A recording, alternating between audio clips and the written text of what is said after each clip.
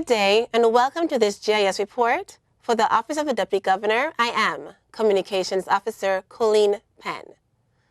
Over 70 parliamentarians from member states are in the territory for the 40th Conference of the Caribbean, the Americas, and the Atlantic region of the Commonwealth Parliamentary Association. The July 24th to August 1st conference provides a forum for parliamentarians to come together to promote knowledge and discuss legislative, economic, social, and cultural aspects of parliamentary democracy specific to Commonwealth regions in this country. To speak to us more about this conference, I have as my guest Speaker of the House of Assembly, Mrs. Ingrid Moses Catliff. Madam Speaker, welcome and thank you for joining me today. Good morning, Colleen, and thank you for having me. Now, Ms. Speaker, just to get straight into the meat of the matter, the Commonwealth Parliamentarian Association. Commonwealth Parliamentary Association. What exactly is this body? The Commonwealth Parliamentary Association is a body across the Commonwealth that allows members of the Commonwealth to become a part of that organization in an effort to promote democracy. What is their main purpose? I know you said it's to help promote democracy, but the whole reason why this body was needed to be formed in the first place, what's the purpose of it? Well, before I tell you the purpose, the CPA itself, the Commonwealth Parliamentary Association, was actually birthed in 1911, and it started initially in the United Kingdom. And there were, I think, 3 or 4 branches who are original members: Australia, Canada, Newfoundland, New Zealand, South Africa, and of course the UK. And coming out of that formation, it was agreed that they would extend membership to the entire Commonwealth. So branches have to become a member of the Commonwealth Parliamentary Association, and you're governed by a constitution. And the whole intention is to get parliamentarians from across the Commonwealth have a forum where they can meet regularly and discuss issues affecting their respective parliament within their respective regions, and try to come up with meaningful solutions to progress parliamentary reform on a whole. That's good. Speaking about parliaments, we don't use that term here. It's not a commonly used term. We use our House of Assembly, and before that was a Legislative Council. We're speaking about the same? We are speaking about the same. Commonwealth Parliament is just a term for a legislative body because several regions call it different names. Before we were the Legislative Council, and with the advent of the Constitution of 2007, we became the House of Assembly. There are other regions that call it a House of Assembly, some call it House of Parliament, some still call it Legislative Assembly, but the word Parliament itself encompasses what the intention is behind having legislative reform, albeit the names may slightly differ, but mean ultimately the same thing. The member states, who are the member states of this CPA? There are several regions within the Commonwealth Parliamentary Association. This region is the Americas, Atlantic, and Caribbean region, which comprises of 19 countries. And those countries are Anguilla, Antigua and Barbuda, Barbados, Belize, Bermuda, British Virgin Islands, Cayman Islands, Dominica, Grenada, Guyana, Jamaica, Montserrat, the Republic of Trinidad and Tobago, St. Kitts, Nevis, St. Lucia, St. Vincent and the Grenadines, the Bahamas, and the Turks and Caicos. I paused when I said Nevis because usually you hear St. Kitts and Nevis. But for the purposes of the region, they are 2 separate and distinct entities, St. Kitts as well as Nevis. So they appear in the conference as 2 separate bodies. Okay. Now, the Virgin Islands is hosting this conference, and this is the 40th anniversary of this conference. Tell us, what is the main functions or the main reasons of having a conference of the Parliamentary Association? Well, annually, the Commonwealth Parliamentary Association on whole has 2 conferences. There's the main plenary conference, which is held internationally, whether it's in Africa, the UK, Australia, New Zealand, one of those regions. And then you have the individual regions which have responsibility for having an annual conference as well. So the region, the Caribbean, Atlantic, and Americas region, we are having the 40th conference this year, and for us, we've actually hosting this conference. And this was something that was initiated 3 years ago at the first conference that I appeared in along with other members of the House of Assembly in Jamaica in 2012. What happens is the CPA does succession planning. So they have to ensure that at least 3 years out, they have prospective hosts for the conference because they need to make sure that there are certain things put in place prior to. So you always have at least 3 countries. So at that meeting, they were asking for hosts in 2012 for the 2015 conference. And we indicated an interest, and of course, that is followed up. And we brought it back and made a recommendation to the local branch of the CPA Parliamentary Association, who agreed overwhelmingly that we should host it. So we've known about this for at least 3 years, and we had to give a written commitment by the government of the Virgin Islands, and the Premier graciously consented to having us host the conference. So here we are now on the peak of the conference. I think that's significant that you were able to lead those discussions and the follow-up happened so that we can now host this. How do you think the territory will benefit from hosting a conference of this magnitude? I think the territory benefits significantly in a number of ways. We have the tourism factor because many of the delegations have never been to the BVI. They've heard about the BVI, and one of the interesting things is whenever they meet, all my interactions with them, they are so charmed with the BVI. And of course, when we BVI Landers travel, we sell the BVI, and that's what I've been doing everywhere I travel. So everybody was hyped when they heard BVI was hosting. They are coming to the BVI, so they are looking forward to coming. And the timing of the conference, although it presents some challenges in terms of putting extra pressure because of our festival activities, interestingly enough, that was by design, because the conference last year was hosted in Barbados, and the year before, the 38th conference was hosted in Antigua. The conference is required to be held between May and July. And what Antigua did, Jamaica had their conference back in 2012 in May. Antigua decided to have their conference the last week of July to culminate with their festivities. Barbados did the same thing last year, and all members agreed that we should do the same thing this year because it capitalizes on the festival activities and it encourages all the visitors who are coming in to also partake in what we have to offer but extend their time. And we do have members who are actually staying until August Wednesday. So even though the conference ends on August 4th, where the bulk of them are leaving, there are persons who are here until Sunday, some are here until Monday, and as far down as August Wednesday. So I think that was a good thing. It was. I'm glad you had that forward-thinking initiative. How is your office faring with the additional responsibilities and tasks to pull this off? It's an overwhelming undertaking to host a conference of this nature. We have over 70 delegates coming into the territory, and those are delegates who are ministers of governments, opposition leaders, opposition members, senators, president of senates, and it put an overwhelming amount of pressure on the resources of the House. What was established 7 months ago was a planning committee for the conference, which comprises of 12 or 13 officers from throughout the public service. Agencies like the Tourist Board, GIS, the Premier's Office, the International Secretariat, the House of Assembly, of course, Department of Culture, and the police, of course, we can't omit them. Yes, yes.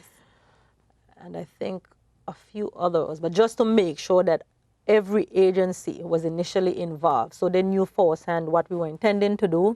They can ask whatever questions needed to be asked, and we can put whatever mechanisms needed to be put in place to ensure that we had the support that's required as well as the personnel in order to execute the conference. And we've had overwhelming support from all of the heads of departments of WELL who have released their officers to be a member of the planning committee, and also released several officers now to be liaison officers, drivers, and these are officers who have their regular day-to-day responsibility within their own departments, but everybody understands collectively what it is we're trying to achieve, and because of that, everybody's put their best foot forward to support the House, because it's not just about the House of Assembly. Although it's a parliamentary conference and the discussions are led by members of Parliament, the benefit to the country and the impact it has on the country for years to come is phenomenal. And we all have to make sure that we put our best foot forward at all times to make sure that we represent, and we represent well. Well said, well said. The theme for this conference is Promoting Democracy and Good Governance, a Unified Approach. How do you think this theme will be addressed during the conference? Well, the theme in itself, the CPA is a unique body. It doesn't deal with individual political parties or the reigning government or opposition members individually. It's something that's done collectively. It's all members of parliament, regardless of which side of the aisle, thank you, you sit on. And it's a forum where you can actually come together. So promoting democracy and good governance, a unified approach. It's not just about one hand clapping. It's both hands clapping, as well as you have the public as well, because at the end of the day, parliamentarians are accountable to the people who elected them. So they have a responsibility to ensure that they always exercising good governance and promoting democracy, which is ultimately what being elected is about, and representing people. And all of the topics, there are 7 topics in the plenary conference, and they all center around issues that are dear to parliamentarians' heart and that fall within the main theme as well. Okay, you spoke about the topics for the plenary, but before you speak and highlight that, plenary is only one of 5 events that will happen during the CPA conference. Explain to us, what are the 5 main events to take place as part of the CPA conference? Okay, the 5 main events within the auspices of the 40th conference are the 8th Women Commonwealth Parliamentary Conference. It starts tomorrow, Saturday and Sunday. That is then followed up by the main plenary conference. But prior to the start of that main plenary conference, which is the second event, there is the Regional Executive Committee meeting. And that meeting is really a board meeting of sorts for the region, where members of the board, who are also delegates and parliamentarians, and it's all an elective process. So elections take place as to who will sit on the Regional Executive Committee to make decisions that are relevant to the region on a whole. That's the third event. The fourth event is the annual general meeting. And again, that is where the bigger body now, so decisions that perhaps are brought to the Regional Executive Committee, they of course then have to be presented to the annual general meeting, and decisions are brought to that body and they are voted on by the respective members. And the last event is the Youth Parliament, which takes place next week, Thursday. And for us, that is a very significant event, because for many years, we have not had an established youth parliament. And what we now have for the very first time is a youth policy, a youth council, and an established youth parliament, which would be in effect going forward.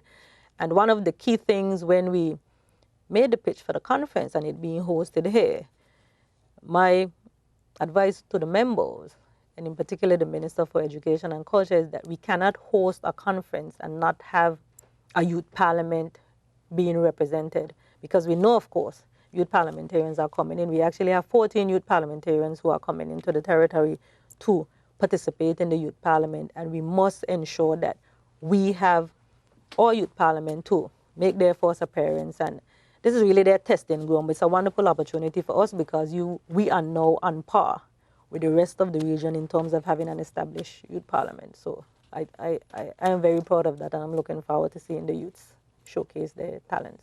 And I know they'll do an exceptional job. They will. And they'll represent us well for Absolutely. the conference. Now you, speaking about the youth, well, you're going to be one of the speakers for the Women's Conference, the 8th conference of the Commonwealth Women Parliamentarians. Congratulations on being afforded that opportunity. Thank you. And the topic you're going to be speaking on is gender ideology, structural and political factors as predictors of women's political representation in the parliamentary process. It's a mouthful, that's a big one. Tell us, what are your views on this topic? Where do you see women in this? I will say this, in the Commonwealth Parliamentary Association, and we know historically that parliaments are dominated by male. And one of the key goals of the CPA, but more so it emanates from the United Nations, you must have gender balance within the parliament. And we have to ensure that when the topics are being selected, they are gender-related topics. There's specifically a women conference that deal with women issues, but in the plenary as well, we must ensure that there is a gender topic in addition to having a topic for not differently abled people, which you will see as well is on the plenary sessions. And the topic is very topical and needs to be addressed, and it's something that always comes up. But what we find is that the women are preaching to themselves. We all know what needs to be done. We all know what the political factors are, as well as the gender ideology and structural factors that inhibit and prevents us from actively taking the rightful role in the parliamentary process. And this is a topic that's going to explore that, because I just use a simple example. It seems simple, but it has significant impact on women particularly. When you step out and decide you want to whether enter politics or anything else that puts you in the spotlight, your personal life and everything surrounding you becomes the topic. Even if it's something that is the norm, that a man would do, and it goes, it's not a big deal. But the minute a woman does it, that becomes the center of focus, and we tend to focus on that versus dealing on what women really bring to the table. And those are challenges that women face, and a lot of women decide not to take that entry into the political arena because you get chastised, criticized. Your entire personal life becomes a spectacle. Everything is in the media, and it's a lot to have to deal with when all you're really intending to do is to bring a different voice to the table who can intimately give views and opinions as to how issues particularly affecting women, and not only that, but other issues on a whole. Women give a certain perspective on issues that men may not necessarily think of, and that's how we're made up by our origin. That's by default, yeah. Yeah, by origin. So, but do you think women, even though more women are now entering politics and are being part of councils and parliaments and so forth, do you think that their voices are being heard, or are they in the decision-making capacities in these areas? I think we're getting there, but we're not to the point where we need to be. There are some parliaments, believe it or not, that have gender quotas. There are some parliaments in Africa and other parts of the world that have significant gender quotas. It's in your constitution, so you have to. It's in the constitution of the political parties that in order to have a party, you must have, whether it's 50% females, and the composition of your parliament, whether it needs to be 40%, and 40% is actually the mark that you should be guided by, and there are a few countries that have that mark. Bermuda, interestingly enough, over the years has had significant strides with women representing their parliament, to the point where they have had 3 successive female premiers in their history. Wow. And that's a commendable achievement, because it means that those women were the leaders of their political parties. And this topic, it's actually tied, because if you never get to lead the political party, which is what drives the election process, how will you get to become the leader of the country? Food for thought. Very much so. Now, as we get to the end of this interview, you spoke a lot about the conference, the different sessions that will be held. Is the public invited to attend any of the events that will take place for this conference? The 2 main events that the public are invited to are the opening ceremony for the plenary conference, which is on Monday the 27th of July at the Eileen L. Parsons Auditorium at the HLS Stout Community College. And that starts at 4 p.m.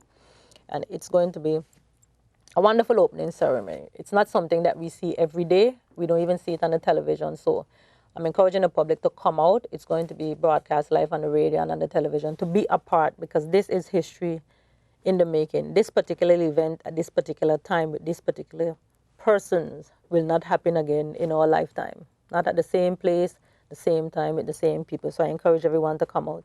The other public event, it's the Youth Parliament, which is scheduled for Thursday. Same venue, and it's 9 a.m. in the morning. And I'm encouraging again the public, and especially the young persons in the public, to come out and support our Youth Parliament, but not only that, to see youths from around the region come forth, and it's an actual replica of a House of Assembly sitting being led by the youths in totality. So we just sit there and we observe, and it's the very same thing that we see when we go to the House of Assembly for a sit-in. So those are the two main events. The sessions, the conference on a whole, the main sessions are closed because obviously there are parliamentarians who are there and they speak very freely about the topics, and they use the examples are actually relevant to what is happening in their particular parliament, in their particular country. So, you know, they're free to speak, say whatever they want, and bearing in mind that you have members from both sides of the fence. So it's private. The public won't be able to come in there because the issues that are raised and the feedback that is given and that is shared, you know, those are their personal views, and they want to make sure that coming out of that you have a consensus, or even some of those ideas and opinions can be taken on board to take back to your, you know, individual parliament and make strides from that. What are the topics, just briefly, that will be discussed during the plenary sessions or any of the sessions? Okay, the plenary sessions, the first topic is losing confidence in the motion of no confidence. And that has 3 presenters, Nevis, Trinidad, and the Cayman Islands. Second topic is promoting democracy and realizing good governance, giving the public a wider say in the policy-making process. And those presenters are Barbados, Anguilla, and Antigua. And we also have challenges to parliamentary privilege. Where do we draw the line? Presenters are from BVI, Jamaica, and St. Kitts. Strategies to increase women representation in parliaments. That's presented by Bermuda, Bahamas, and Guyana. Strengthening democracy in small states. Youth leadership training, citizen involvement, and parliamentary reform. Presented by Montserrat, Jamaica, and Cayman Islands. And parliamentarians and public trust. Do codes of conduct or codes of ethic help? Presenters are BVI, Trinidad, and Turks and Caicos. And the last topic is the realization of good governance and democracy necessitates the full and effective integration of persons with disability into our societies. So you can clearly see from the range of topics that you're trying to effectively represent the interests of not just our country or our territory, but the other respective countries, because the interests and the issues are not in isolation. The same issues, social issues that we are challenged with here, it's the same issues that countries are challenged with. It's just by us coming together and exchanging our ideas and opinions, we can take away and we can learn a lot and implement to improve our respective parliaments and systems. Brilliant. So as we wrap up today's interview, are there any final words you'd like to leave with the listeners or viewers with regards to the 40th CPA conference that will be held here in the Virgin Islands? I'd just like to tell the listening public it's an auspicious occasion for us as BVI Landos, as residents, and a time for us to feel extremely proud that we are able to hold a conference of this magnitude, and that we extend our gracious hospitality to our visitors, our delegates, and when you see them, they'll be at events in the village, they'll be at restaurants, they'll be out to really show them what the BVI hospitality is all about. They all were very keen on coming to the BVI. Some of the delegations are extremely big, 9, 10, 11 from one particular territory or country, so that shows you they've always heard about the BVI. They don't want to come to see if what they've heard and what we've promoted so much is exactly what we say it is. So we have to make sure we put on our best foot, and I know we always do because we are very hospitable people. So I'm excited about it, and I hope everyone who's able to come out to the various events that we're having, come out and support, and we are so appreciative that we are able to host this conference. I wish your office all the best in planning and fine-tuning all the details for this conference. I am sure we will put on our best behavior and we'll meet all expectations for this conference.